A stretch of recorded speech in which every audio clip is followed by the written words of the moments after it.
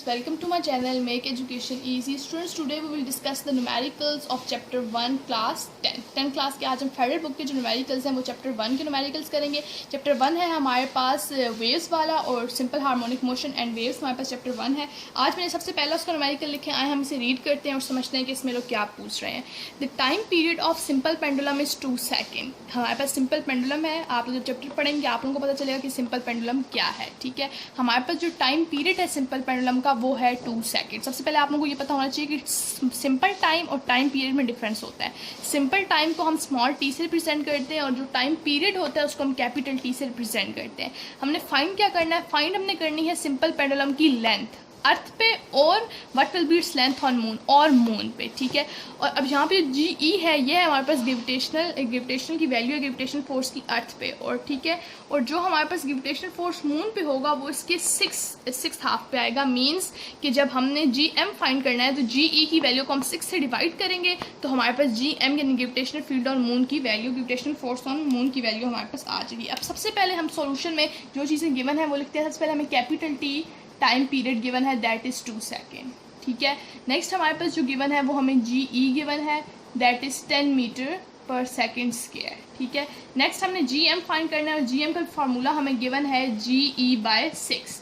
तो जी ई की वैल्यू 10 है तो हम इसे करेंगे 10 डिवाइड बाय 6।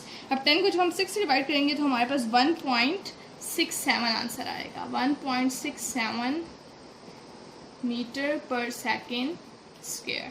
मेरा मार्कर थोड़ा सा गड़बड़ कर रहा है।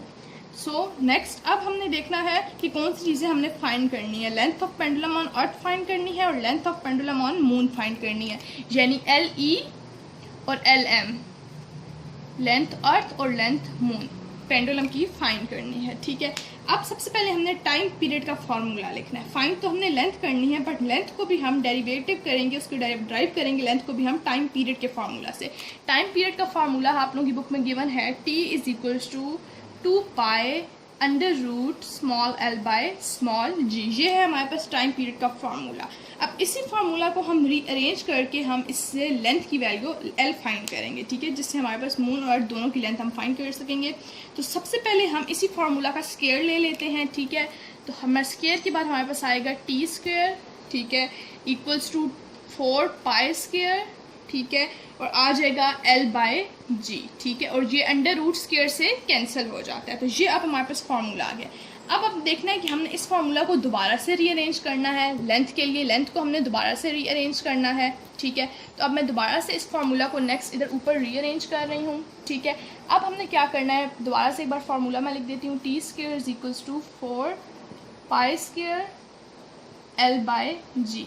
अब हमने एल को एक तरफ ले आना है और बाकी सारी वैल्यूज़ को दूसरी तरफ ले जाना है। तो एल हमारे पास यहाँ पे आ गया।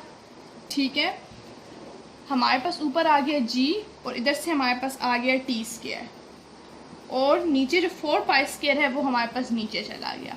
अब ये हमारे पास एल यहाँ पे आ गई। अब एल को हमने 2 बार फाइंड करना है, एक एल ई फाइंड करनी है, अर्थ पे लेंथ फाइंड करनी है, एक मून पे लेंथ फाइंड करनी है। सबसे पहले हम एल ई फाइंड करते हैं। ठीक है, एल ई फाइंड करने के लिए हम वैल्यू लगाएंगे। जी ई की वैल्यू यूनो हमारे पास 10 है। ठीक है, टाइम पीरियड की वैल्यू हमारे पास 2 है और टी स्क्वायर है तो 2 का स्क्वायर लगाएंगे। उसके अलावा नीचे 4 और पाई की वैल्यू हम 3.14 लगाएंगे और उसका भी स्क्वायर है। आप लोग इसे कैलकुलेटर से सॉल्व कर लेंगे। वैसे सिंपल बहुत इंपॉर्टेंट है, सिंपल सी कैलकुलेशन है। 10 × 4 डिवाइड बाय 4 मल्टीप्लाई 3.14 का स्क्वायर लेंगे तो 9.8। ठीक है, तो इन सब को कैलकुलेटर से सॉल्व करने के बाद जो हमारे पास लेंथ आएगी अर्थ पे वो आएगी L is equals to 1.02 metre. Length हमेशा हमारे पास मीटर में होती है। तो ये हमने फाइंड कर ली एक लेंथ, यानी एल ई अर्थ पे हमने एक लेंथ फाइंड कर ली।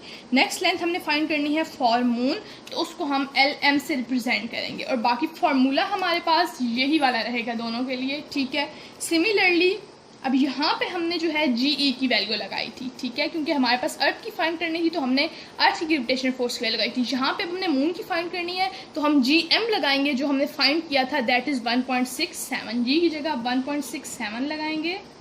ठीक है, टी के स्क्वायर बाकी सारी वैल्यूज़ वही लगेंगी। ठीक है, वही 4 वही पाई की वैल्यू, बाकी सब वही लगेगा, सिर्फ जी की वैल्यू चेंज होंगी। ऊपर जो थी वो 10 वैल्यू लगेगी जो कि जी ई की थी, नीचे जहाँ पे हमने जी एल एम फाइंड करना है इसकी जी एम की वैल्यू मैंने लगाई है।